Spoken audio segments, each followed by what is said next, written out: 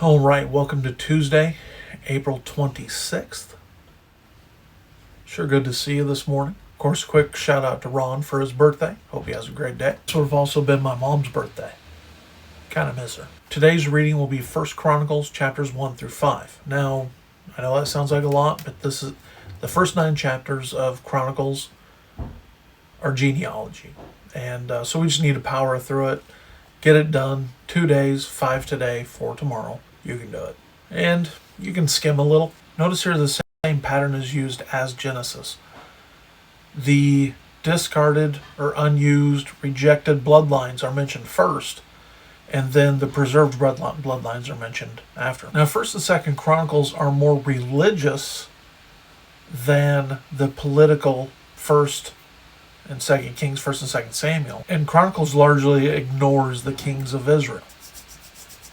So tradition seems to hold that Ezra is the writer of 1st and 2nd Chronicles. Now this used to be, just one book.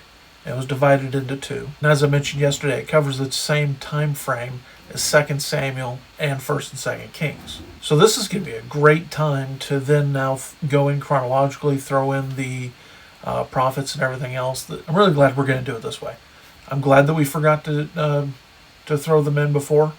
I wanted to throw them in and maybe thought about, hey, let's do this again next year. But this really works out well. One of the reasons for the tradition that Ezra wrote this is the last 2 verses of 2nd Chronicles are the same as the first 2 verses of Ezra. And Ezra would have been a priest that returns from Babylonian captivity. Key word here might be ark or temple. And of course the key event's going to be the falling of Jerusalem in 2nd Chronicles chapter 36, which we just read in 2nd Kings. This is portrayed as the royal line through David. He's the lion of the tribe of Judah. David's throne has been destroyed, but the line of David remains. So this was written between 450 and 430 BC to the remnant that had returned from captivity. And the time covered is about 466 years. So let's hit it running, shall we? So 1 Chronicles chapter 1 obviously goes all the way back to the beginning. And then you see some of these things from Genesis here that are covered earlier, the same rules. Chapter 2 is the genealogy of Jacob. Then chapter 3 is the family of David. Notice there the verse 5 mentions Nathan. That is not Nathan the prophet. That is Nathan, one of the sons of David.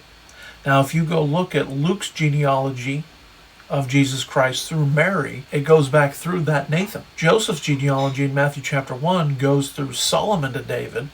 However, that line would be cut off because Jeconiah is told that his blood line will be cut off. So all of the blood that flew through the Jewish kings through Judah is cut off with him. However, and that would disqualify Jesus. But Jesus' bloodline came from Nathan, not from Solomon. Some shepherd didn't write this book on a rock in the middle of some field somewhere. This was 400 years before the birth of Christ and already telling us that there was going to be a virgin birth. It's right there in the text, but it just didn't say it out loud. Joseph's line makes Jesus the rightful king, though. Israel's genealogies were compiled and kept in the temple. When Jesus was born, his records were kept as well. Nobody ever disputed that Jesus was the son of David. They knew he was. They cried it in the street. However, these records were destroyed by the Roman armies in 70 AD. So the records we have throughout Scripture are the best records that we have. We go through Judah. Chapter 5 traces the tribe of Rueben through their captivity. All right. Thank you for tuning in. Looking forward to seeing you tomorrow. 4 chapters tomorrow. And then we'll get into Saul. Have a great day.